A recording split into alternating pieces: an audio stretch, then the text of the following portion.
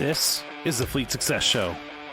This is the only show designed for fleets where we won't pitch you on products, but rather we're going to pitch you on ideas. Ideas around the 4 pillars of fleet success: stakeholder satisfaction, intentional culture, resource efficiency, and risk management. Ideas from business and technology to fleet and leadership. These are ideas for tomorrow, from the lessons of yesterday and today. This is the only show designed to help you raise the lid on your fleet, because your fleet can only be as great as you are. We see that greatness in you. This show is for you, and we're glad you're here. We hope you're ready. Now let's get into the show.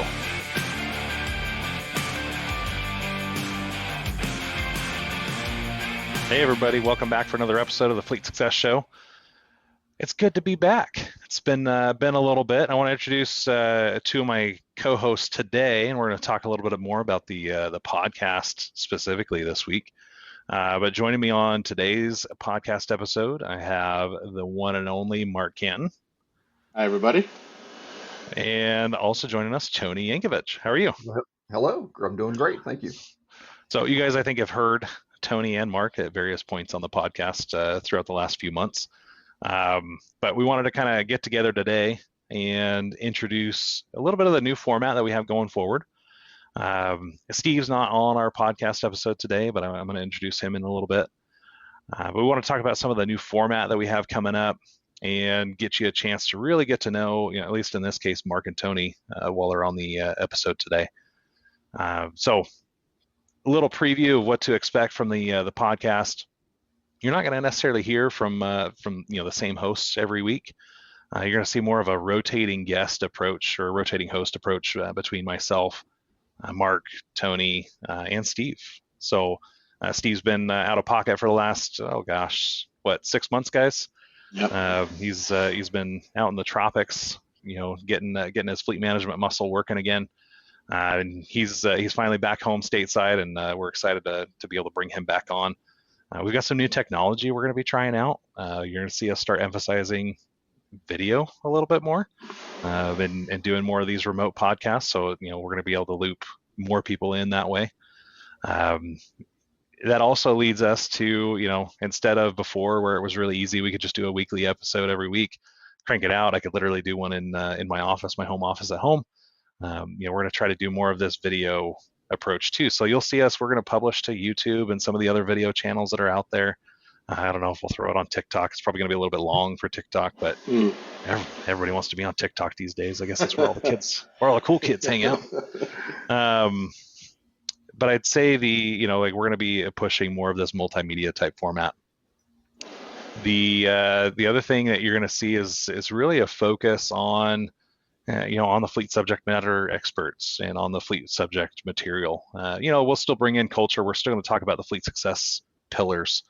But I think, with this type of experience that we have in the room, it'd be kind of silly to waste that. So we would definitely, you're going to hear a lot of specifics and tactics and things about how to go out and improve your fleet. So with that, I wanted to take some time with the 2 of you today and really kind of introduce you to our guests in a way that maybe they haven't heard of before, or if they're not familiar with your work. So first, Tony, I'm going to come with you and give us like the high level. This is the Tony career story. What you've been involved in, the kinds of things you've done, over the last several years. Well, sure, Josh. First of all, thanks again for having me on today. I'm excited to be part of the podcast moving forward. My journey in fleet began in 1988 when I joined a municipal government here in the Kansas City metropolitan area.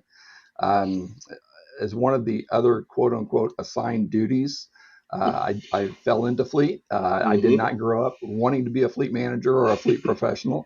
It was one of those things. I was hired as in one role, and I did that role. And then as the need arose, I fell into doing some CapEx and fleet replacement planning for the city government. And then that really started my career in fleet. I worked there for 12 years. We had a medium-sized fleet of about 1,200 vehicles and pieces of equipment, everything from street sweepers to large aerial fire apparatus. so that we maintained and managed. So that was quite an eye-opening and new experience for me. And then after working there for about a dozen years or so, I actually moved over to the consulting side. I became a full-time fleet management consultant in 2000. And for the last 23 years, I've been doing consulting projects for clients of all types: government clients, private clients, corporate clients, in the utility field and the university field. So really helping any organization that had any types of vehicles and pieces of equipment. I think the smallest fleet study I've ever done was an organization that had 6 vehicles. And then I've participated in some of the studies with some of the largest fleets, like Department of State and United States Postal Service, where they had over 225,000 assets. So that's kind of where I started and where I've been over the last 23 years or so, or 35 years or so, Josh. Well, and one of the things you say all the time that I really love, right? You talk about consulting, and there's a big difference between, like somebody who's been in fleet management and somebody who's been in fleet management consulting, right? Where, a fleet manager has been at the same city or same operation for 20 or 30 years. It's pretty much like their experience has been limited to that one area. But as a consultant, you say this all the time, and I don't know exactly how you say it, but you talk about just you've seen hundreds of operations, and so you know what works, what doesn't work. What is the thing you say all the time? And I'm trying to remember it. Yeah, so I've had the opportunity to work with, and I've stopped counting at this point, but almost 400 different fleet clients over my career, everywhere from Belize City up to the northern border of Alberta, Canada, and everywhere in between. And I've had the opportunity to see what great fleet processes and practices have been put in place. And what is nice is that I've seen all these different opportunities and different fleet organizations, and I have seen what works well and what doesn't work so well. And then so my next client has the advantage of all of my experience. So I take the best of the best from all of my work with all these other fleet organizations and fleet professionals, and then I bring those ideas and concepts to the next fleet project that we do. Not everything works for everyone, but there's a lot of great ideas that I've gotten from just working with other fleets and listening to how other fleets operate and have managed their shops and go about improving service levels and reducing costs in their organizations.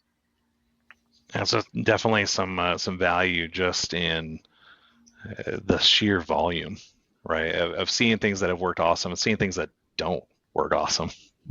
And seeing it, because I'm sure you've probably have seen like the same thing multiple times, right? As in throughout your career, but it is something fun to see too. Is like, wow, that's a new novel idea I've never seen before, right? And like you learn from that client almost as much as they learn from you, and then be able to take that and share it with new clients in the future. So Absolutely. Yeah, and the interesting thing is I've met some great people during my journey through fleet. Some of my best friends are people that I've either worked with as a fleet consultant or have met along the way and have kept in touch with over the years. So it's been a great run. yeah. All right, I'm going to shift over, Mark. So Mark, go ahead. Same thing. Give us Sure. the high level overview. Obviously, I know I've had you on at the same time as me in a couple of these episodes we've done recently. But for our listeners, who is Marc Canton, and why should they care who you are, and why should they listen to you? Well, that's a good one. That might be a different question, and we're not going to ask your wife that question, right? But Yeah, exactly. Well, Marc Canton is a guy who really, really loves fleet, among some other things, including baseball and skiing. Like Tony says, and pretty much everyone I know, very few folks. I've never met someone who grew up in, when they were 8 years old or whatever, said to mommy and daddy, hey, when I grow up, I want to be a fleet manager, right? And yet, like most of us in the industry, we seem to have fell into it. For me, I actually started out on the driver safety side. I was hired at Fordham University. They were having, they were like a lot of organizations using vans for passenger transport. They had some concerns and some risk management concerns, and I was hired to develop basically driver safety curricula, fundamentally, which I had some background and some training in that area. I'm a certified National Safety Council defensive driving instructor, and I knew a little bit about CDLs and passenger endorsements and that sort of a thing. And so that's really how I got my start. As I, grew in that role, I also did some. I skipped a step. I I had a job they called maintenance coordinator, which meant I got to do light jobs, things like oil changes and changing windshield wipers. But more importantly, I coordinated. We were a predominantly outsourced shop, and I coordinated that maintenance and repair, with our vendors. And so it kind of went from there. I had those two experiences and really dove headfirst into transportation and logistics, and I loved it. Quite frankly, I loved the problem solving. I loved working with people. I loved being so heavy on the operations side. We ran a 24-hour shop in New York City. I used 18 to 22-year-olds to drive 15 passenger vans throughout New York City at all times of the day. And we went everywhere from, the airports to all of the famous sites and so forth within the city and between our campuses. And I really enjoyed it. Like a lot of folks, I think they can relate to trying to squeeze a dollar out of 15 cents. And I was constantly playing the budget juggling act. And we had this issue where, like a lot of folks, personnel costs and people costs were not going to go down, right? They were only growing as the service growed, as well as, the rates, minimum rates requirements, and various other labor practices, required benefits, and that sort of a thing.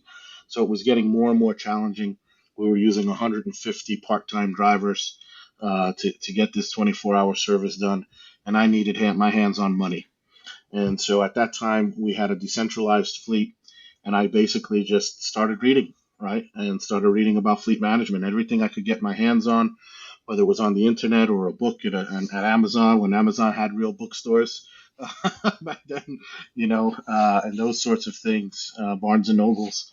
And I just began to read and, try to figure out, well, how can I make my assets cost me less if my people can't cost me less? And so it started with leasing. We were doing some interesting deals from a leasing perspective, and I wanted to drive down the costs of that way down. And had some also effective campaigns, let's say, with maintenance and repair. And sort of what happened is as I had the opportunity to kind of influence my budget and my expenses, it caught the eye of some of the folks in finance, some of the folks in procurement, and that evolved into me leading essentially the fleet management, let's say, advisory group at the entire university, right? And so effectively, I was the de facto fleet manager for the entire university. And so we recognized that we had a major opportunity. We were doing things differently in every department. And we saw there were major opportunities to improve our risk management, to improve our operational efficiency, and obviously, like everyone out there, I'm sure can relate to, figure out a way to save money. And so we went looking for consultants to see if they could help. We came across Mercury, as you might imagine, one of the consulting firms that was well known in the industry at the time, and certainly a place I had worked at previously. And they did a full on study for us and just wowed us with information and data.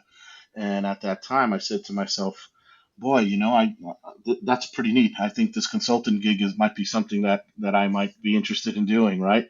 The focus on efficiency, the focus on helping, different groups was really great to me. So fast forward a couple of years, and I got the opportunity to move over out of operations into consulting, and I love the idea for a whole multitude of reasons. But one of them is, as Tony kind of alluded to, is I absolutely love the exposure I get to so many different kinds of fleets. I mean, as he talked about large and small, from a small municipality to a large federal government to, large corporations, construction firms, uh, you know, uh, delivery firms, et cetera, et cetera. The exposure of the different kinds of fleets that I've been exposed to all over North America, of every shape and size, has just been awesome. It's been kind of a crash course, and it's really been great because many folks, when they're young, they bounce around, and I didn't do as much bouncing around when I was young, but the consulting kind of gave me that opportunity to effectively bounce around. The other part I really liked about it is I've always liked problem solving, and so generally speaking, those consulting engagements give you that opportunity, right? Folks are coming to you because they're trying to fix something or solve a problem or address something. And so I absolutely love that aspect of it, and I love learning.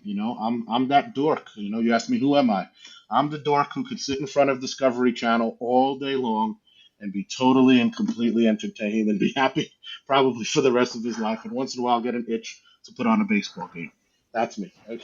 so, um, so yeah, I love to learn, and I love to be able to kind of share that with other people. I love, I love that piece.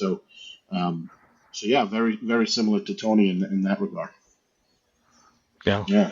Well, and I love that you talked to. I mean, you both kind of mentioned it, right? This idea, and I think a lot of fleet managers relate to this, which is that like you accidentally fall into fleet, right? And I think that happens 9 times, maybe 99 times out of 100. Hmm. I'd be really curious about the person that's like, no, like I want to really get into managing assets, right? Even me, like like our company, I had no idea what Grandpa did, Right. right? Like I was like, I don't know. Like at some point, I know he did something for UPS, and he does like consulting or something like that now. But honestly, the thing I thought my grandfather did, because most of my memories of him were spent building houses. So I for the life of me thought he was in construction. Right, I had no idea about Interesting. his legacy or about any of the like this claim to fame of saving the UPS $100 million. None of that didn't matter to me. I had no idea. I was a 16-year-old kid before I really like, oh, like you worked at UPS, and I remember somebody asking me that, like, oh, your grandfather, he made us do all these crazy steps to the door and left-hand turns and crap like that. Right. And I was like, I have no idea what you're talking about right now. That's funny. I was so confused. But even then, I didn't even know what Dad did until I was probably in my late teens. Right. I just knew he had a software company, and it wasn't Microsoft, so it wasn't cool. And I was like, okay, because people would ask me, like, oh, what's your dad do? I'm like, well, he's a computer programmer. He runs a software company, right? And not recognizing the journey of entrepreneurship he'd been through, the just like the actual industry itself, what Sure. he was serving, some of the clients he was serving, clueless, Right. right? And then here I am, um, getting out of like I was working at Office Max and needed to somebody to, hey, like we need a customer service person to just come in and help answer phone calls. Sure. Okay, well I can do that. Like there's a small pay raise involved. I mean, I would think I was making like $10 an hour at the time, so that was a huge deal for a kid my age. Um, just being right there, college age was Sure. essentially what it was. Yeah. Yeah, and then here we are, right? Like 20 years later, and it's like blink an eye, and boom. And now this has become like a huge passion project for all of us. Sure. It's fun. And you've fallen into So fleet, Josh, right? You are part of this industry. it's exactly it. Yeah, it's exactly it. Like, and it didn't take long. Right. Right. It definitely fell into fleet, and I've embraced it. And I haven't gotten my CAFM yet. I keep kicking myself on that one, but I know what it is, Right. and I know all the modules, and I've helped edit some of the curriculum, Right. right? Because of how just how much we want to help serve and help people in this industry and the community. It's funny So too about the story you tell your grandpa. Is he's I hadn't heard of him either before I fell into fleet, but the minute I began to learn and read, and he's like the Babe Ruth of fleet management consultant, right? He's like the big name, that original group of guys who came out and said, wait a minute, we can do this. We can do this better. We can do this more efficiently. We can save a lot of money and kind of, embrace that idea that, because consultants had existed in the world of management forever. oh And yeah, I believe for a long time. he's amongst the first line of folks, if not the first. I can't say for sure, but he's certainly amongst the first wave of folks to really dive into fleet management consulting. So that's a Yeah, one that's of a like the OGs. yeah, exactly. Yeah, exactly. And I still have people will come up and they, I don't know if they just look old or something, but like they'll ask me, it's like, oh, I met your dad and he was doing all this stuff. It's like my dad or my grandpa, Hmm. because my dad didn't get out. Dad was not a like get out and be public person, but grandpa definitely was, Hmm. right? So like, well, Larry or Ron? Oh, Ron, yeah, that's my grandfather. Oh, okay, and maybe like it makes them feel old when I say that, so I shouldn't probably jump to that, but it's one of those things that people still come up and they still remember sitting through his seminars or sitting through something like that. So it is pretty funny how that legacy just carries through sometimes. So as you guys think about, because I know each of you, like you have an amazing repertoire of experience. Both of you speak publicly at fleet conferences, at fleet shows, in front of fleets. What are some of your what are some of the things about fleet that just get you excited? Like, what's your favorite topic right now? And could be EVs, could be FMIS. Like, what's the thing that just has you most energized? That if you were to get up on stage, I wouldn't even need slides. I could just get up there and talk about this thing. If I could jump in first, there's really two things that I absolutely love and I'm very passionate about. One is staffing, fleet staffing. Throughout my career, especially when I was with the municipal government, you're always trying to justify the staff people that you have. And it's like, how do I know that I have the right number of technicians to maintain the fleet that I have? And back in the day, everything was, hey, by the seat of my pants, by gut instinct. Do I think I have the right number? Well, we have a lot of work in the queue, so we're not getting the work done on time. So we're probably short staffed. But there was never a way to really justify that. And so one of the things that I've done early in my career is developed a staffing analysis justification methodology where really what we do is we attempt to empirically calculate how many technicians you need. So what we do is basically we use the three essential elements of every fleet organization. We look at the workload, what type of work needs to be performed. We look at the workforce, the people that are doing it, and then the third component is the workplace. And so what we've done is been able to identify the workload requirements in terms of demand hours. So how many direct labor hours does it take a technician to maintain a certain piece of equipment, and then rolled up the entire fleet? So how many total direct demand hours are we going to require to maintain this fleet of 1,000 units? And so I really, really enjoy doing staffing analysis projects for people because a lot of times, in fact, I'm working on it with a client right now that they just have this feeling that they're two mechanics short, but they can't justify it. The budget people won't approve additional staffing. So what we're trying to do is go in there and actually empirically calculate how many technicians they need. And then not only the number of technicians, but then the number of support staff, the number of parts clerks, the number of fleet analysts, the number of shop supervisors, the number of support people. So that's something I get really, really passionate about because it's something that we can go in there and we can actually help that fleet manager today with getting what he needs to support the workload. The other thing that I'm really passionate about it, and I'm one of the very few people in the industry that does this, is fleet maintenance, facility programming, and planning. So the third essential element is the workplace, and very few people understand that. But how do I identify the number of maintenance bays that I need? How big does my parts room need to be? And again, most organizations in the past have simply said, well, I have 10 maintenance bays right now. It doesn't feel right. I probably need a couple more. So they go out and build a shop with 12 bays. So what we do is we tie that workload calculation into the workforce calculation. And then based on that and looking at the operational requirements of the organization, what they do, how they do it, what work are they subletting, what work are they doing in-house, then we're able to calculate the optimum number of maintenance bays, and not only the number of maintenance bays, but the maintenance bays by type. Is it a heavy duty bay? Is it a light duty bay? Then we can identify the size of the bays, not only the length and width, but also the unobstructed height of a bay, which is very important, especially when you're looking at bucket trucks, you're looking at aerial fire apparatus and stuff. So that's a very critical element. A lot of organizations will, cut the ribbon on their shop only to realize that they don't have enough room to maintain the vehicles that they have. So that's something that I really enjoy. It's something unique. It's something different that most people don't do. So those are probably the two the project types that I enjoy the most. I think one of my favorite and saddest stories was hearing about somebody who just invested in a brand new shop and then found out that the doors were only 7 foot wide and they couldn't get an F-250 in, right, without and I think even folding the mirrors, it didn't work, right, because of the overlaps from the garage door and stuff. Just they had missed it, and not having somebody expertise go, oh, hold on a second, we don't go any smaller than this width, right? And there's we understand all the different types of vehicles you're using, but here's your best practice. And I even love too is the workflow arrangement, right? Like, where do you put the heavy duty bays and how do you arrange those, and where do you put things like the parts room and the wash bay and the tools and all of that workplace is huge in efficiency and things like that, because it can save. I mean, heck, that was Grandpa's whole story, right? They grew the fleet by 80% without having to hire another technician, right? And I think that's the key, is that they did it all through, essentially workplace and work planning, better resource, that kind of thing. But I am curious though. You said something about workforce and staffing. Have you ever seen a fleet that was overstaffed? Absolutely, Okay. absolutely. We have I was just certainly curious seen that. because I hear that all the time. Oh, we're always short and we don't have enough people. And I'm curious if the opposite's ever been true, where they felt they come into this, oh, we're understaffed, we don't have enough people, and you're like, actually, you have three too many, Right.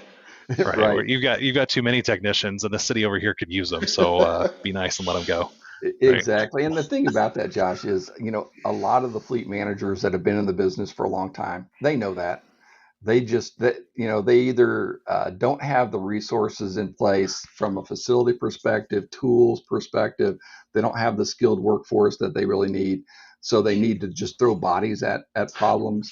Oh, But yep. if if you've got the right set of skilled and experienced technicians, most fleet managers, they understand that they're probably overstaffed and they just need to either, like you mentioned, the primary and secondary adjacency of space in a shop is so critical to how an organization works. And then having the right types of people in the right positions. If you have 15 mechanics and each mechanic's doing their own parts, instead of having a parts clerk or a parts manager. So most of them do know it, and most of them realize that, we are going to be better off by sizing our staff, even though it might mean cutting a couple of people or just reallocating to a different role within the organization. All Well, right. I got to say this, Josh, before you, but because Tony won't say it, he's too humble. But I'm going to give you my opinion on something here. I believe that Tony is the foremost expert on fleet facilities, at least in North America, if not in the world. The level of detail, and like you said, with the workflow, the precision of the spaces, the things to consider, the different types of machines you're working on. If you're working on natural gas versus not versus EVs, he, few people impress me when they talk that topic or when they do work on that topic the way Tony impresses me on that topic. I really think he is the top of the hill on that, the cream of the crop, as they say. So Well, to any my of our listeners, if you're going to rebuild your shop or you're thinking about doing a new build, if you don't call Tony, like you're just, I don't know what you're doing. I don't know why you listen to the show. honestly, So honestly, and I'm not the only you one guys who are too thinks it. kind, but thank you. I'm certainly not alone in that too opinion. funny. Well, Mark, let's hit it from you. What's your pride and passion in Yeah. fleet? Um, so I'd say, timing aside, I love cost allocation and cost modeling. I think it's just an underappreciated piece of fleet management, really of management in general, but certainly within our fleets. I can't tell you how many times I'll sit down with folks at every level of an organization and I'll ask them questions about their costs and they can't answer it. They don't know. They might be able to call someone in finance or budgeting and get some aggregate number by adding up all of the line items that are associated with fleet and then throwing out, that number. But they don't really know what their operation costs them, what in-house labor costs them versus parts versus outsourced, et cetera, et cetera. And so I really get a kick out of shining that light on that and creating that visibility and the looks on the faces I get, the wows I get. Really, I didn't realize that. The no, that can't be right when they're being forced to sort of accept the reality of it. And so it's great, and I really enjoy it. And sometimes unfortunately that creates issues for folks because we discover things that need to be resolved, right? And so I'm not always the good guy when in that role, but in the big scheme of thing, I do think it's the good guy, right? Because they're able to get a handle on those costs and then make decisions that are real. One of the things I've done in some talks recently is talk about doing a life cycle analysis. When your labor rates were way too low, you've dramatically understated your maintenance and repair costs.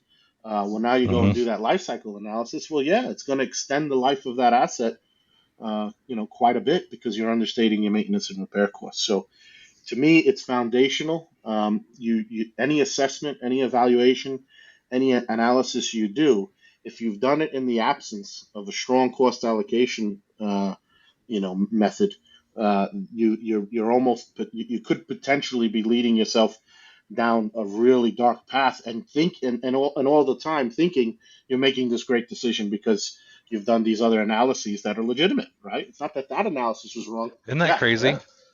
You could do this total data, and you have all the data in the world, but if it's the wrong data, it could totally be the wrong decision. That's amazing to me, right? Like if it's bad data, Exactly.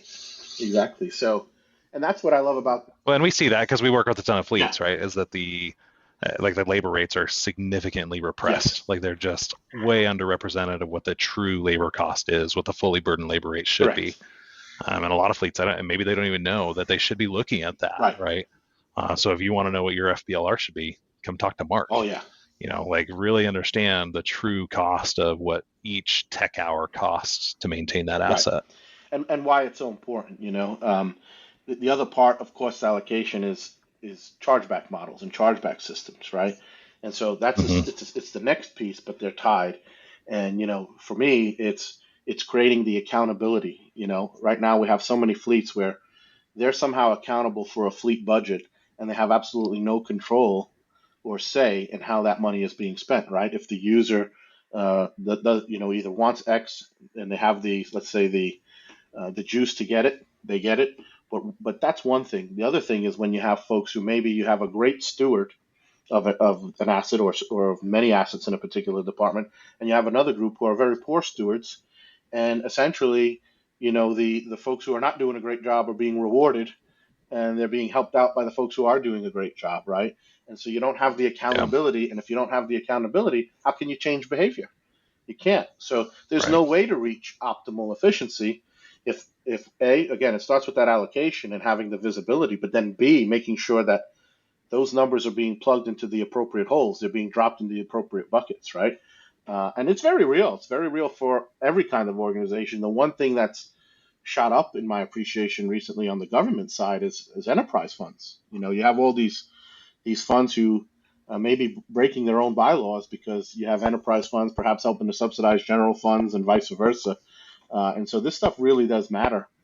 So, it's dorky of me, I know, but I love it.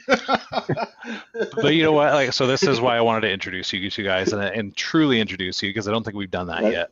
And just to get our listeners excited about, hey, this is what's coming down the pipe from, just the level of passion and the level of genius, I'll call it, fleet genius, that exists here on the show, right? And this is what I'm excited about bringing. The topics we're going to be talking about, throwing your guys' brain power behind it. There's going to be some awesome meat coming at fleet managers in this new iteration of the Fleet Success Show and the podcast. And you guys remember Steve? He's been on the show for a long time. Has been a little bit harder to get on the show in recent months, but you want to talk about somebody who almost was born in the fleet. He tells a story about lining up cars as an 8-year-old. Right. He's like, I didn't realize that I was planning a rollout, right? And he was, like a driver rollout. But that's definitely somebody who's, he's got that Hall of Fame credentials and the expertise, and just somebody who's been in it, lived it, done it, is still doing it. So we're excited to have him back on here as well. You're going to see Jeff. Jeff is stepping into a new role. So you're not going to be hearing from him on the podcast, but we do want to thank him for all of his contributions that he's made so far. But man, I'm excited. I'm excited about this new lineup, this new team. Hopefully our listeners are hearing this and they're excited too to hear more directly from Tony, more directly from Marc. And you'll see some other guests coming on as well, and Nathan and other industry experts as well outside of RTA. I'm excited about that too, because there's just so much perspective. There's so much knowledge that's just untapped, and being able to share that with our listeners is something I'm really excited about. So with that, that's going to do it for us today. But just want to tell everybody thank you, and thanks for getting with us while we're reorienting and recalibrating the podcast so that it would be successful for another 100 episodes going forward into the future. Amen. So until next time, we'll see you guys later. Take care, folks. Thank you. We hope you enjoyed this edition of the Fleet Success Show. Rate it, go subscribe to it. You know the drill. Be sure to share your best takeaways with your peers, because nobody walks the road to greatness alone. Now, get moving, go and be the great fleet leaders that we know you are. Until next time.